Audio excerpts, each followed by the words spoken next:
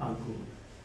The reason why the use of the word languages here seemed perverted to them was because they were convinced that India as a nation should have a language, one language, that is a common national language.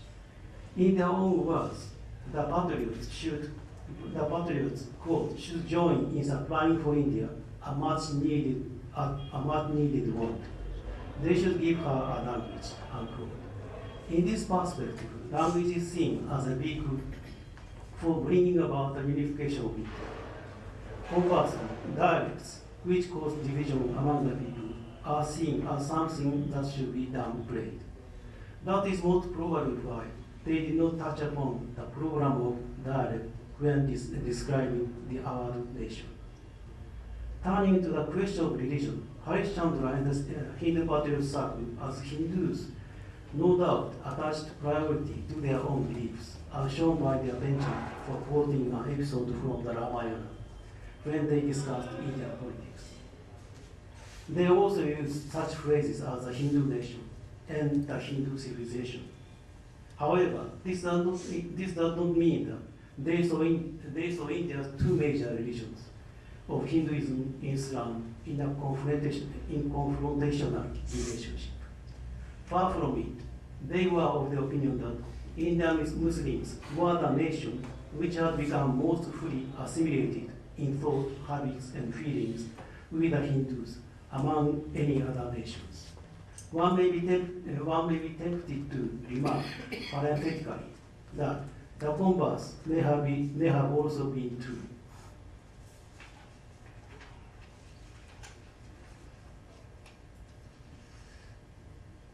It was probably on the basis of the daily experience of such religious coexistence that they framed the program of Indian representation in the British Parliament by advocating the admission of Hindu and Mohammedan members into the House of Commons. It goes without saying that under such circumstances, it made no sense to define the nation, whether all Indian or regional, in terms of religion. Finally, I want to discuss some political aspects of their discourse. The legitimate ruler of India. If the Indian nation was to be culturally integrated by one common language, how should it be unified as a political community? What should the polity of India be? In such political matters, Harish Chandra and the Hindu Patriot regarded themselves as legitimists. In common usage of today, legitimist means a supporter of the elder Bourbon line of France, French dynasty, which was driven from the throne in 1830. But in the political context of mid-19th century years, it meant one who looked up to the Mughal emperor in Delhi as the legitimate ruler of India, rather than to the English East India Company or the Governor General. Quote, the Hindu is essentially Tory in his politics. He cannot conceive of a sovereign who can do wrong.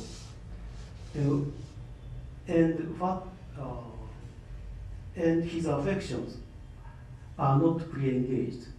If now he does not feel the same feeling for the House of Brunswick, that is English king, that he does for that of Timur, that of Mughal emperor, the fault is not his, but of those who, having had the opportunity to mold his political sentiments, have thought them of too little moment. It is sheer lack of statesmanship that on the part of the British, it is sheer lack of statesmanship on the part of the British that leaves Hindu still a dubiously British subject, in fact, and far less than a British subject in feeling.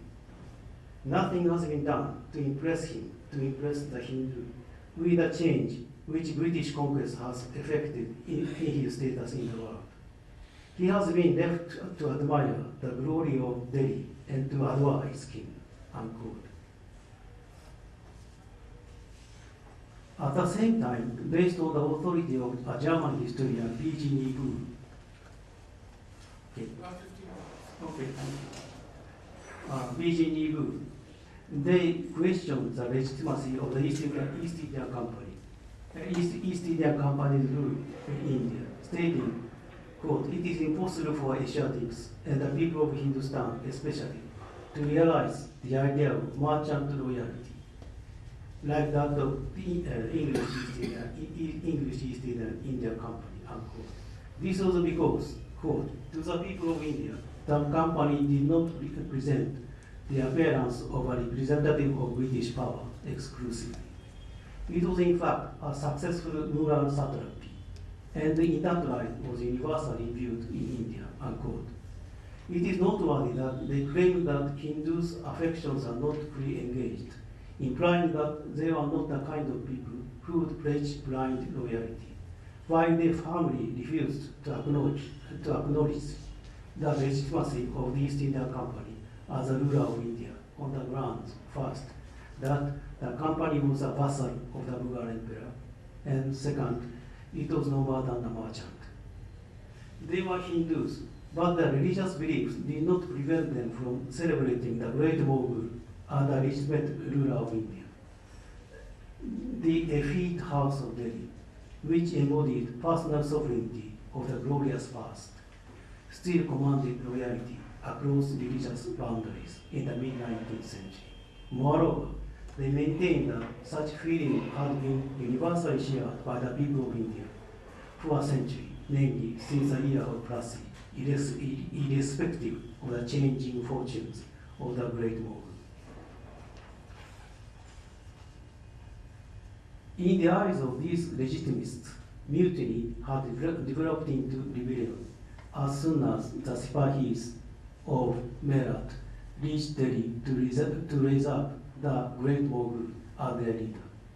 Harishchandra would go so far as to call the mutiny the Great Indian Rebellion of 1857 in the 13 May 1858 issue of the Hindu Patriot, as if to commemorate the first anniversary of the Meerut uprising.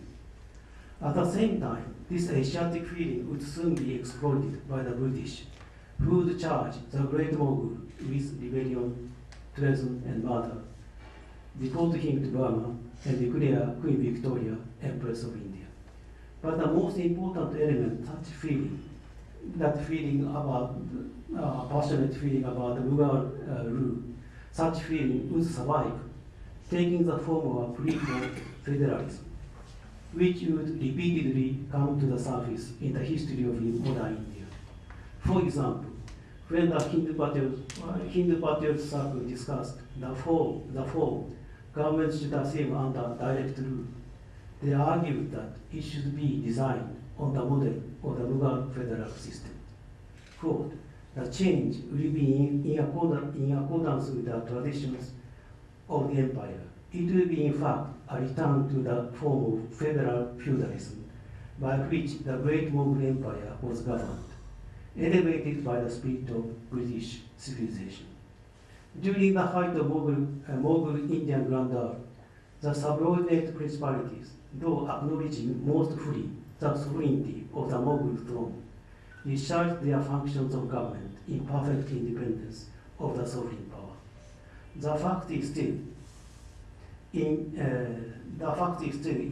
vivid in the memory of the native courts. Federalism must be accepted as the main principle of the constitution." Unquote. Modern Indian nationalism would rise up upon the ruins of the Mughal Indian grandeur and under the umbrella of the pseudo-Mughal system that is Indian Empire. The legitimists would abandon the great Mughal and assume the stance of the moderate loyal to Queen Empress Victoria. For example, Rajendra Lal Mitra, an important member of the Hindu Patriot Circle, would be elected president of the reception committee for the second session of the Indian National Congress, held in Calcutta in 1886.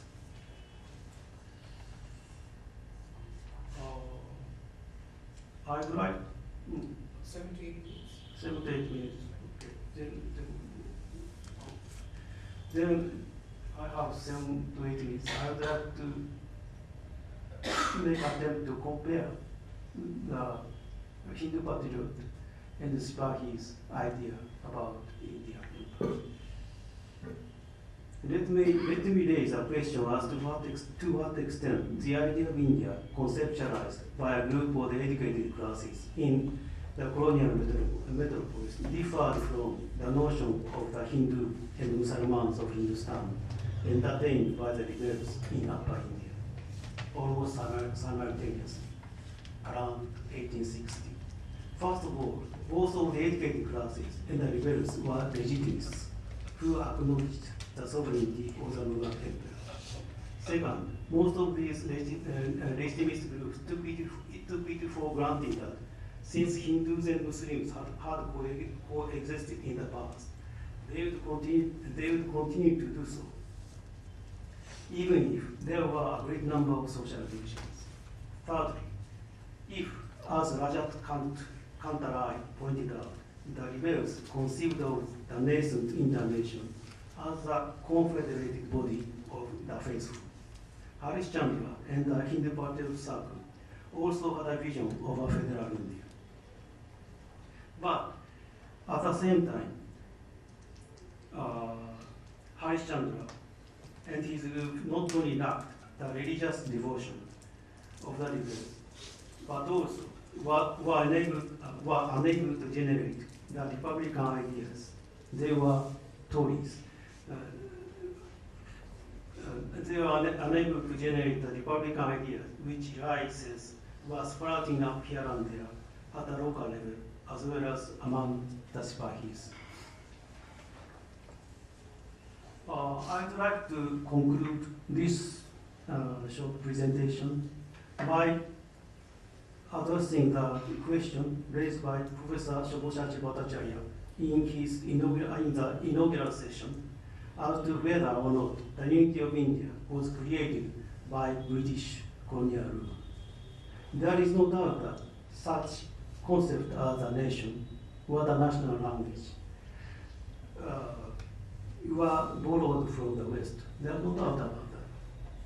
However, I have tried to show in this paper that Indian intellectuals of the mid-19th century seriously tried to adapt those borrowed concepts to their own needs during the most difficult time in the modern history of India, around 1857. And drawing upon the shared memories of the Mughal rule. And this resulted in their developing a unique idea of a federal India under which Hindus and Muslims coexisted. Sub-nations like Punjabis, Bengalis, and Marathas were united, and a common language was promoted as a means of communication between those sub-nations. To put it another way, they came to the conclusion as early as the mid-19th century that it is under a loose federal polity, federalism, that India could be united. Of course, they were aware that there were many problems characteristic of India, but they were hopeful that India would be able to confront and overcome those difficulties. In this sense, the political ideas of Harishchandra Mukherjee and the Hindu Patriot Circle were hybrid in its nature, comprised of Western elements and Mughal elements, and some elements of their original thinking that are hybrid. And that is my conclusion. And thank you very much for listening. Thank you very much. I'll have to once again fall back on the historical insight of Professor Basu to summarize this paper for us, following which there can be questions and comments. Thank you, Professor Nakada. It's a very thought-provoking paper, and many insights are there into the presentation. And I would briefly summarize the way he tried to capture the imagination of early 19th century Bengali intelligentsia through the life and work of Harishchandra Mukherjee.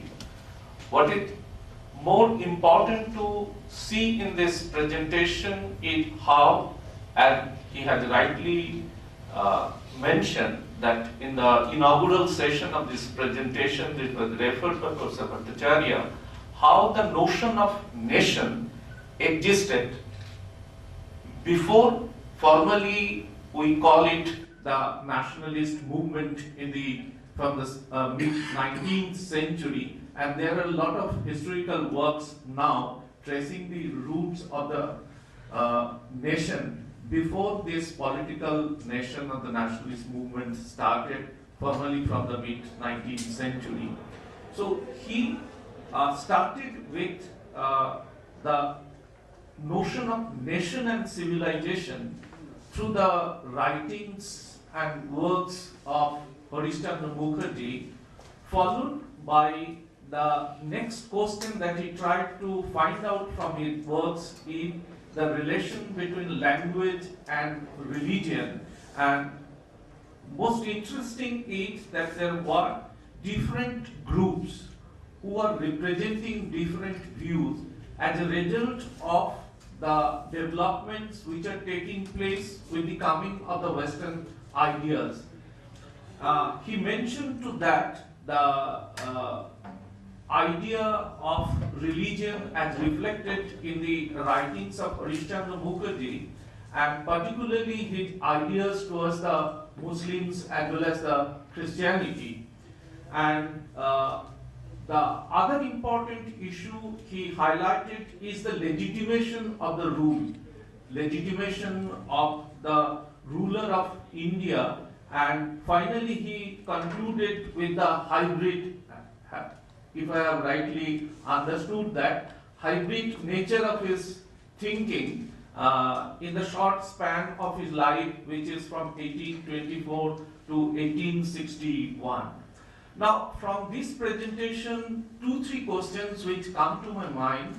I would be grateful if he further explains now or later. That the name of the paper which he edited, Hindu Patriot, which itself symbolizes the dominance of Hindu thinking. And do you think that is it related to the immediate legacy of the Muslim rule, or they have developed this idea because of the past tradition which is referred to as the glorious tradition of Indian culture and civilization? The second question which necessarily needs to be looked into, that this was the period when the Brahmo Samaj movement was in a very important phase, followed by Ram Mohan's and then Keshav Chandra and others. So what was the idea of the intellectuals like Harishchandra Mukherjee and others vis-a-vis the Brahmo movement, which already gained ground in Bengal? And third, that the legitimation of the rule which he was trying to explain, in that scheme of thing, that what was the relationship exactly envisioned in his ideas of not only the Hindu and Muslims, which are the two prominent groups, the others in terms of regional identities, how he tried to accommodate these various ethnic groups in the vision of India that they were thinking in terms of a new nation. Thank you. Well, your discussion is limited to 19th century Bengal, but sometimes you may foray into the modern India post-independence period. I have two questions. One is, there is also a debate about the very idea of India, not only among the historians but also among other people of other disciplines.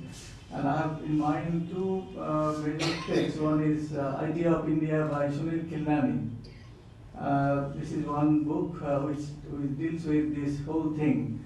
And the other is published last year by Perry Anderson, The Indian Ideology.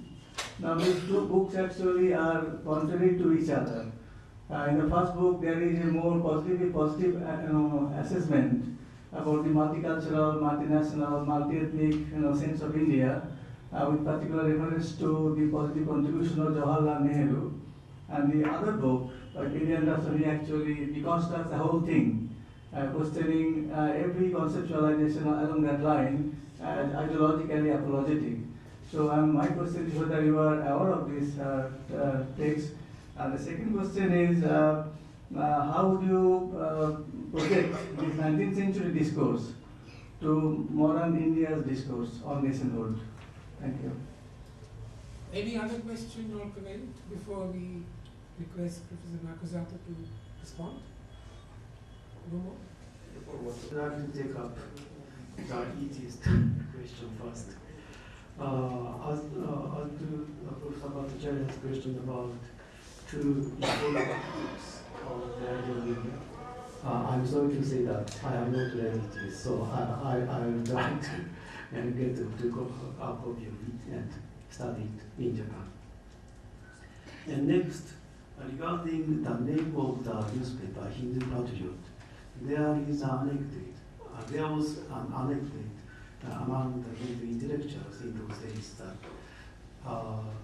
the Hindu Patriot paper was founded by Girish Chandra Ghosh and his brothers. And at that time, Girish Chandra Ghosh and his brothers discussed about the newspaper titles, and quite casually, let us call it Hindu Patriot without any profound philosophical or nationalistic thinking. That is the way they explained the naming of the newspaper. But we have to take into consideration that there was a very strict surveillance by the British authority. So there is a possibility that Girish Chandra Ghosh and brothers named the newspaper as Hindu Patriot with some clear political intention. But it cannot be established by records or papers.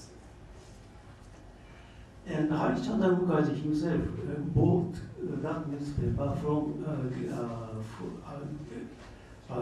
Ghosh brothers sold this newspaper to another merchant in Barabaza area. And Harishchandra Mukherjee bought the newspaper from that merchant. So Harishchandra Mukherjee was not responsible for the naming, for the title of the Hindu Patriot newspaper.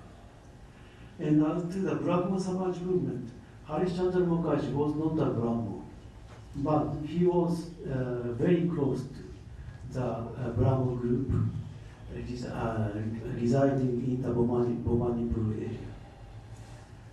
And at the same time, he was close to the Tagore family, but the senior branch, Prasanna Kumar Tagore branch. So he was quite aware of the Brahmo Samaj. And the interesting thing is that Ram Mohan Roy's son, Ram Prasad Rai, provided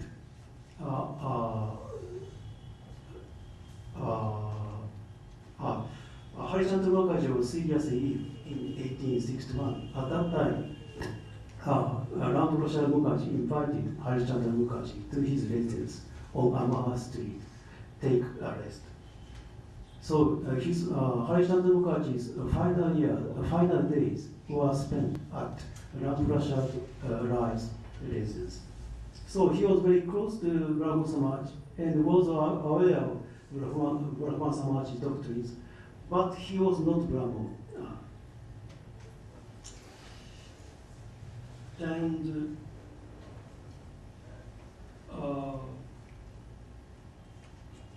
as to the legitimation of the rule,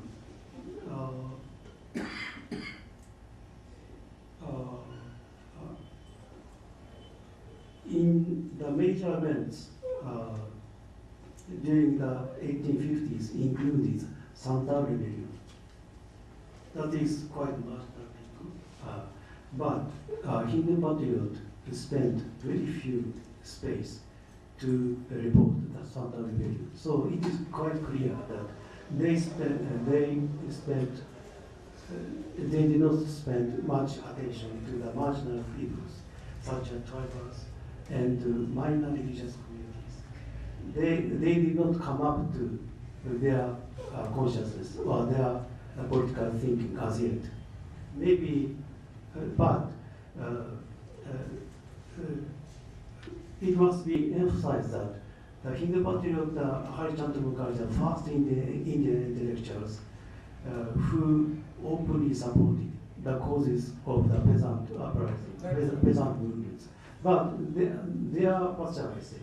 Their view was restricted at the time of the mid-19th century. Finally, the mode of Indian discourse. When we compare the political discourse of the mid-19th century and that of the late 19th century or the 20th century, I think the most important point is that Harishchandra and their generation drew upon the Mughal heritage, the Mughal idea of politics, or Mughal idea of governing or rule. But this kind of memories of Mughal rule or Mughal glory disappeared, completely disappeared after the 1860s. So there was, I stress that Indian nationalism is hybrid in its nature, but the nature of the hybrid, the components of this kind of hybrid nationalism changed over time. Before 1860s, it included Mughal tradition, but after 1860, Mughal tradition was dropped out. That is my broad idea about the political discourse of modern India. Thank you very much. Thank you very much. It's so vitally important that I'd like to raise it because Nagasato highlighted that as in the conclusion. What do you say it was hybrid? Would you like to also tell us what political belief system is not hybrid? I mean, what is the opposite of hybrid? Is there anything that is not hybrid? I quite agree with you. But that is a discussion among intellectual elites. Among the common people, nationalism is considered to be a very genuine, old, ancient ideology. Yes. But I quite agree with this. Nothing political is, what shall I say? Anything political is hybrid. Especially nationalism. Nationalism is a very, what shall I say? Okay. Previous ideology. I think that's a very good note to end on. It is now my pleasant duty to thank both my speakers for the excellent presentations, to thank especially Professor Basu for his insightful comments and observations on both his papers, for people who pose questions to the speakers to respond to these questions, and at the end I must say that I have been delighted and instructed very amply for this session. Thank you very much.